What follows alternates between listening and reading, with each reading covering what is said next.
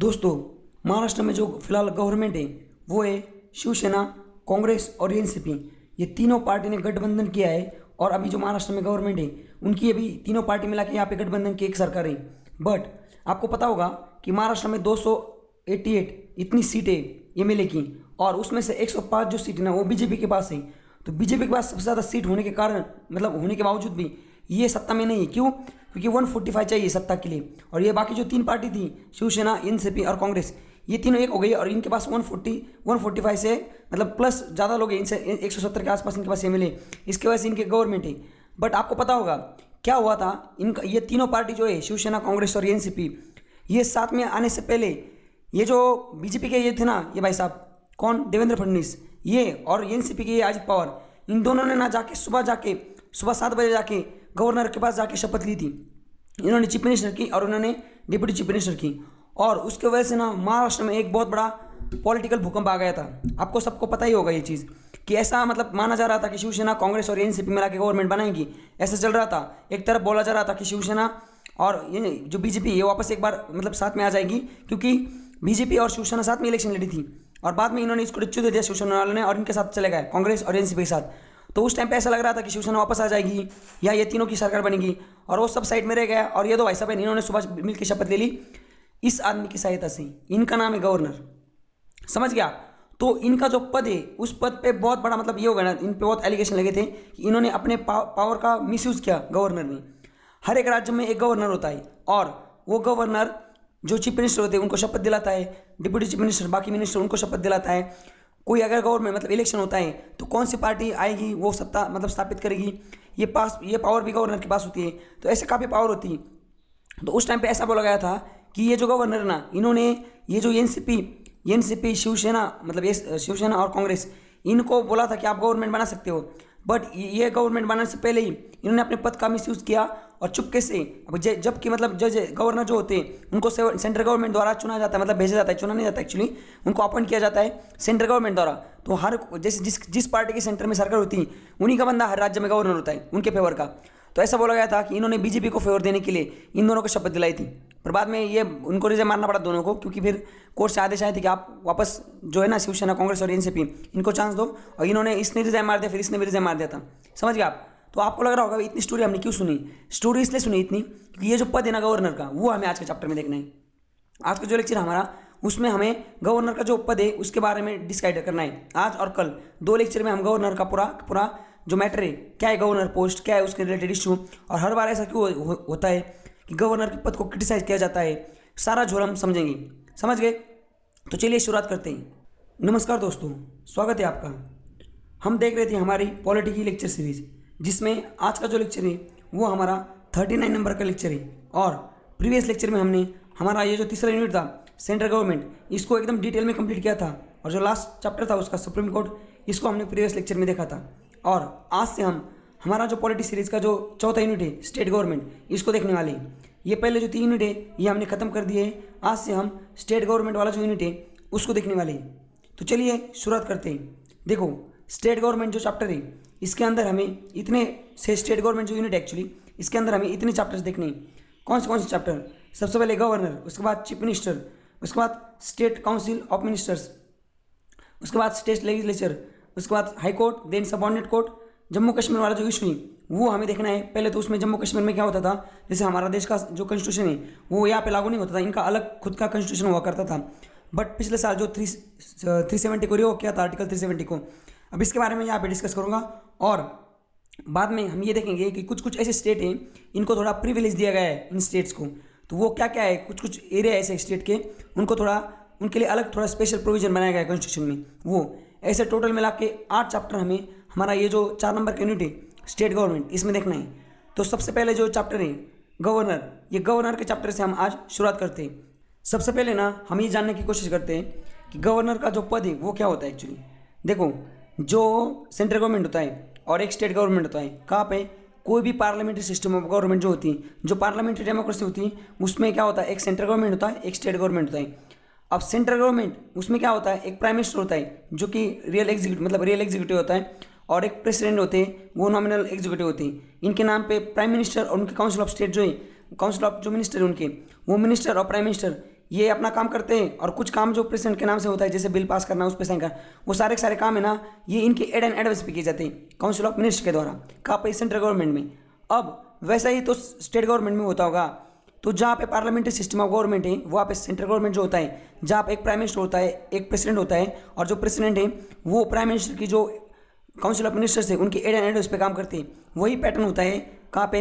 State government में। State government में क्या होता है? जहाँ पे ऐसे यहाँ पे जैसे प्राइम मिनिस्टर होता है, यहाँ पे चीफ मिनिस्टर होता है, और यहाँ पे एक गवर्नर का पद होता है। तो सेंट्रल गवर्नमेंट में जो काम होता है प्राइम मिनिस्टर का, वही काम होता है स्टेट में गवर्नर का। समझ गए आप?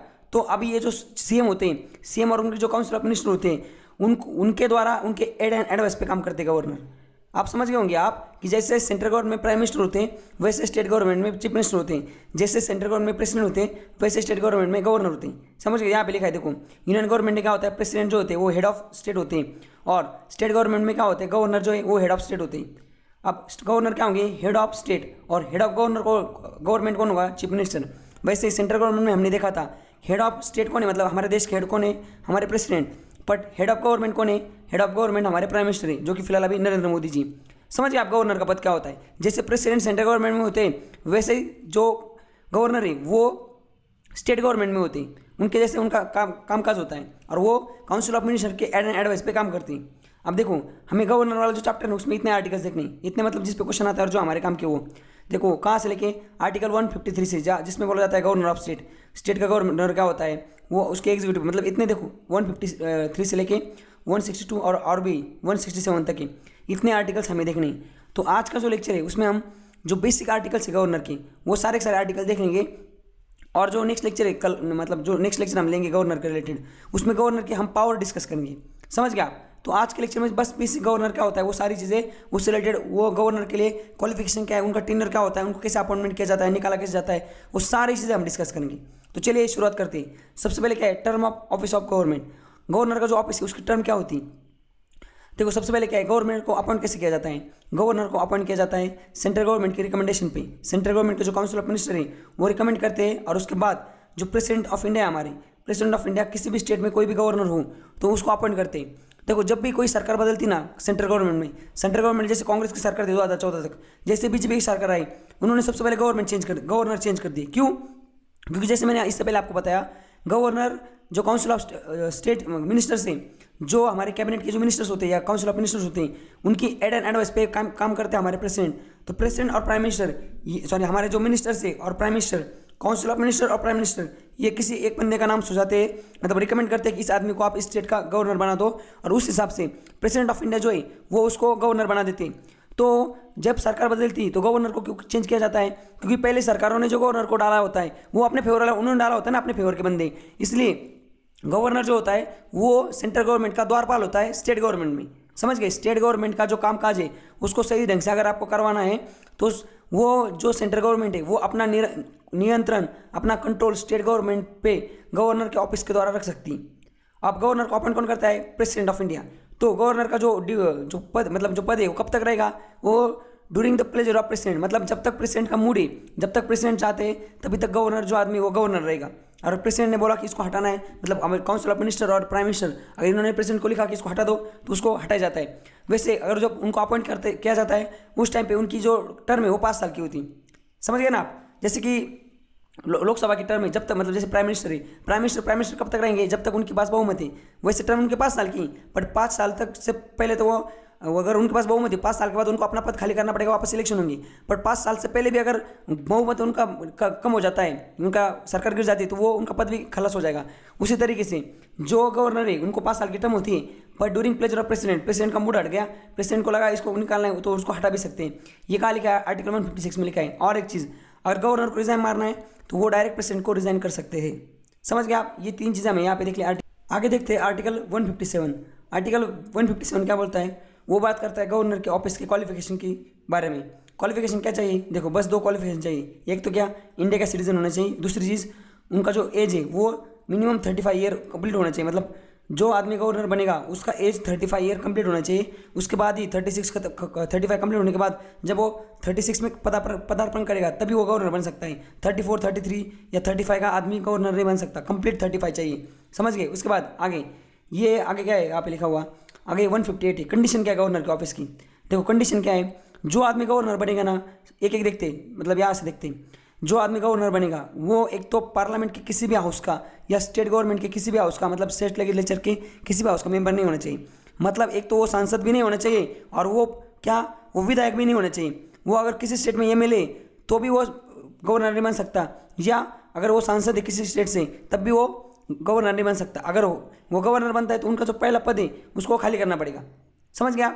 ऐसा मेंबर को गवर्नर अपॉइंट नहीं किया जा सकता अगर ही शैल बी अगर उसको पहला वो जो पद है वो खाली करना पड़ेगा। दूसरी चीज़ वो he should not hold any office of profit. Office of profit मतलब क्या, ये हमने डिटेल में देखा था लास्ट लेक्चर में, प्रीवियस 2-3 लेक्चर में, कि ऐसा आदमी ऐसा पद मतलब ऐसा आदमी जिसके पास जो गवर्नमेंट से तनख्वाह लेता है, जैसे आईएएस ऑफिसर है, उसका जो पद है वो ऑफिस ऑफ प्रॉफिट के अंदर आता है क्योंकि वो उस पद के लिए गवर्नमेंट से पैसे ले रहा है। तो वो उसको अगर गवर्नर बनना है तो आईएएस बन के वो गवर्नर नहीं बन सकता, उसको आईएएस से रिजाइन मारना पड़ेगा। समझ गए? तो वही चीज़ गवर्नर के पास ऑफिस ऑफ प्रॉफिट नहीं होना चाहिए।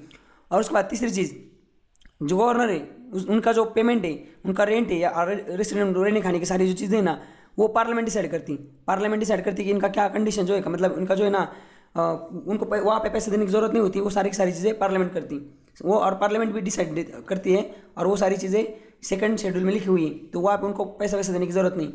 उसके बाद और एक चीज़ आर्टिकल 158 और एक चीज़ बोलता है कि अगर कोई गवर्नमेंट मतलब कोई एक स्टेट है और वहाँ पे जैसे तमिलनाडु ही क्या हुआ था, महाराष्ट्र में जो गवर्नर थे ना इससे पहले, ये कोश्यारी से पहले, वो तमिलनाडु के भी गवर्नर थे, क्योंकि तमिलनाडु के जो गवर्नर थे ना उनका पता नहीं को मतलब डेथ हो गई थी, पता नहीं कैसे क्या हुआ था, तो तमिलनाडु में गवर्नर नहीं था, नहीं महाराष्ट्र में एक्चुअल गवर्नर नहीं था, तो तमिलनाडु के जो गवर्नर थे उनको महाराष्ट्र गवर्नर बनाया था काफ़ी दिनों तक। तो एक ही आदमी क्या कर रहा था, 2 जगह का काम देख रहा था गवर्नर का। तो यहाँ पे लिखा है ऐसा कि अगर सेम आदमी गवर्नर हो, एक और 2 स्टेट्स मतलब 2-3 स्टेट का गवर्नर हो, तो उसका जो पैसा दिया जाता है पेमेंट, वो क्या वो स्टेट के द्वारा दिया जाता है अलग अलग। जैसे एक आदमी गवर्नर को पेमेंट है 50,000, तो वो 2 स्टेट का काम कराए तो दोनों स्टेट ना 25,000 देंगे। मतलब वो डिसाइड कौन करेगा कितना स्टेट, कौन सा स्टेट कितना पैसा देगा, वो प्रेसिडेंट डिसाइड करती। ये चीज़ इतनी इंपॉर्टेंट है, उस पर क्वेश्चन नहीं आता, पर फिर भी। और एक चीज़, जब गवर्नर अपने पद पे बैठा हो तब उनका जो अलाउंसेस है मतलब उनका सैलरी, उनको रहने के लिए घर दे रहे, वो सारी चीज़ें कैंसिल नहीं की जा सकती, उनको डिमिनिश नहीं किया जा सकता। और 2008 के टाइम पे गवर्नर जो है हमारे देश के जो सारे गवर्नर, उनका पेमेंट बढ़ाया गया था कितना, 36,000 से लेकर 75 तक। मतलब पहले उनको कितना था, 36,000 पेमेंट था, अब 2008 से कितना है 75,000। अब पता नहीं उसके बाद भी बढ़ाया गया नहीं, पर फिलहाल कितना है 75 तो है। और उनको पेंशन भी मिलती, उस पर इतना क्वेश्चन आता नहीं, पर जस्ट हमने देख लिया।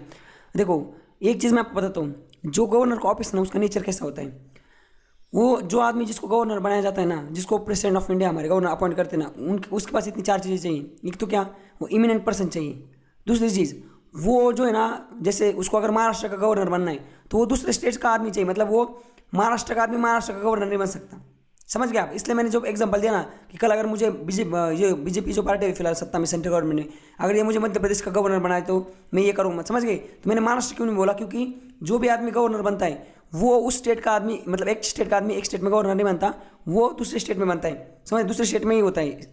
सेम रेसिडेंट ऑफ कोई स्टेट के उसको उसी स्टेट में गवर्नर नहीं बनाया जाता, उसको दूसरे स्टेट में डाला जाता है। यहाँ पे आप कोई भी अगर आपको डाउट इसमें, आप गूगल सर्च कर लीजिए, सारे गवर्नर है वो देख लीजिए, उनका स्टेट देख लीजिए। जैसे अभी मोहम्मद आरिफ खान, ये गवर्नर केरला के, ये उत्तर प्रदेश से, ये हमारे कोश्यारी साहब है, ये भी दूसरे राज्य से। समझिए, कोई भी आप देख लो, वो एक राज्य दूसरे ही राज्य से होता है। अभी ये क्या नाम है इनका, अपनी वो जी फर्स्ट आईपीएस जो थी, फर्स्ट महिला आईपीएस जो थी ना, किरण बेदी, ये गवर्नर है पौंडीचेरी की। अब ये दिल्ली की रेसिडेंट है, दिल्ली से रहती है, ये दिल्ली की रहने वाली है, बट ये गवर्नर कहाँ पे, पौंडीचेरी में। तो ऐसी चीज़ें, तो ये एक चीज़ हमने देख ली। उसके बाद तीसरी चीज़ जो है, वो जो आदमी जिसको गवर्नर बनाना है उसने काफ़ी मतलब पहले थोड़ा जो टाइम है उसमें वो एक्टिव पॉलिटिक्स में वो पार्टिसिपेट नहीं चाहिए। मतलब जो आदमी पार्लियामेंट में चिल्लाता है दूसरे दिन उसको गवर्नर नहीं बनाया जा सकता। समझ गए आप? उसने उसका जो एक्टिव पॉलिटिक्स में इंटरेस्ट है वो थोड़े टाइम से पहले, मतलब पहले पॉलिटिशियन हो तो भी चलेगा, पर जब उसको गवर्नर बनाया जाता है उससे पहले थोड़े टाइम तक उसने एक्टिव पॉलिटिक्स में उसने भाग नहीं लेना चाहिए। उसके बाद ये should be detach person not to intimately content, मतलब जो लोकल पॉलिटिक्स है उससे ज़्यादा रिलेटेड नहीं होना चाहिए, मतलब धरना वरना देने वाला आदमी नहीं होना चाहिए, थोड़ा इमिनेंट पर्सन चाहिए।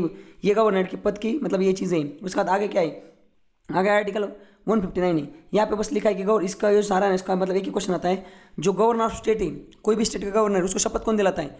उसको chief justice of high court शपथ दिलाते हैं। और आप मुझे कमेंट सेक्शन में बताइए कि जो प्रेसिडेंट है उनको शपथ कौन दिलाता है। समझ गया? आगे यहाँ तक देखो, यहाँ तक हमने देख लिया गवर्नर का जो है बेसिक क्या क्या देखा हमने। वापस एक बार आपको रिवाइज कराता हूँ कि गवर्नर होता है, हर एक स्टेट में गवर्नर को अपॉइंट किया जाता है। गवर्नर के जो टर्म है किसी आदमी को गवर्नर बनने के लिए गवर्नर का जो टर्म है वो कैसा होता है, गवर्नर एक तो उसको जब गवर्नर अपॉइंट किया जाता है तो एक तो वो रिजाइन मार सकता है प्रेसिडेंट को, उनकी जो कार्यकाल है वो 5 साल का होता है, बट वो प्लेजर ऑफ प्रेसिडेंट काम करते हैं, मतलब प्रेसिडेंट जब चाहेंगे उनको अपने पद से हटा सकते हैं और किसी को भी अपने पद से मतलब वापस गवर्नर बना भी सकते हैं, ये हमने देखा। उसके बाद हमने क्या देखा, गवर्नर का जो क्वालिफिकेशन है वो एक तो सिटीजन ऑफ इंडिया होना चाहिए और उसका एज जो 35 ईयर कंप्लीट होना चाहिए। उसके बाद हमने क्या देखा, उसके बाद हमने ये देखा कि गवर्नमेंट की जो कंडीशन है कुछ, एक तो वो स्टेट लेजिस्लेचर या पार्लियामेंट का किसी भी उसका मेंबर नहीं होना चाहिए, उन्होंने ऑफिस ऑफ प्रॉफिट का अंदर भी नहीं आने चाहिए, ये एक चीज़ देखी तो इंपॉर्टेंट। उसके बाद सेम पर्सन जो है वो अगर गवर्नर बनता है किसी एक दो स्टेट का तो उनका जो पैसा है वो प्रेसिडेंट डिसाइड करते हैं इसको कितना पैसा देना है, और कोई भी आदमी जब गवर्नर बनता है तो एक स्टेट का आदमी उसी स्टेट का गवर्नर नहीं बन सकता, उसको दूसरा स्टेट का गवर्नर बनाया जाता है। और उसके बाद गवर्नर जो इस पे क्वेश्चन आता है, गवर्नर कोई भी स्टेट का गवर्नर उसको शपथ कौन दिलाता है, उसका चीफ जस्टिस ऑफ जो उस स्टेट के हाई कोर्ट के जो चीफ जस्टिस है वो उसको शपथ दिलाते हैं। तो आज के लेक्चर हमने देखो यहाँ पे देखा, कल के लेक्चर में ना हम गवर्नर का जो पावर है, executive power of governor, legislative power of governor और डिस्क्रिशनरी पावर, ये 3 चीज़ पे हम कल देखेंगे, समझ गए। तो आज के लेक्चर में बस इतना ही, thank you so much, enjoy.